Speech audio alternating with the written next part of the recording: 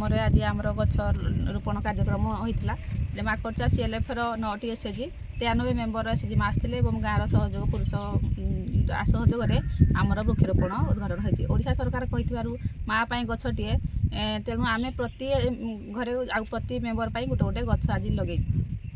आज माकड़चुआ ग्राम आम 75तम वन महोत्सव कार्यक्रम आरंभ करूँ। ए कार्यक्रम foundation for ecological security Angul सहयोग होची। आम माकड़चुआ गाँव में गाँववासी सहयोग एवं निष्पत्ति नेलु जे तांकर जो 15 हेक्टर 15.74 हेक्टर अंचल अच्छी से अंचल ग्रामवासी आमको जगह चिन्हट करते ग्रामवासी समस्त सहयोग आम प्रथम से जगह को देखी सारापर ग्रामवासी निष्पत्ति ने आम जंगल जातीय वृक्षरोपण करूँ एवं लोक मान सहयोग आम माकड़चुआ ग्राम सभा गठन कलु। ग्राम सभा गोटे कार्यकारी कमिटी गठन करूँ एवं तार जहाँ आर्थिक परिचालना सब ग्रामवासी सम्मुख में उपस्थापन कर कार्यक्रम चालू रही।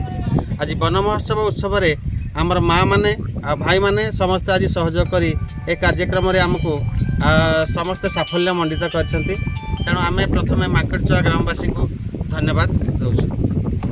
मो ना फूल प्रधान गाँ माकड़चुआ आम आम गाँव जंगल जगह सब भांगी जीवार सब आड़े पड़िया रहीगला तेणु आम चाहलु जे गछड़े लगेबू से आम गछ लगेलु। आम छुआ को जमी जतन करूँ से आम जतन करना रखू।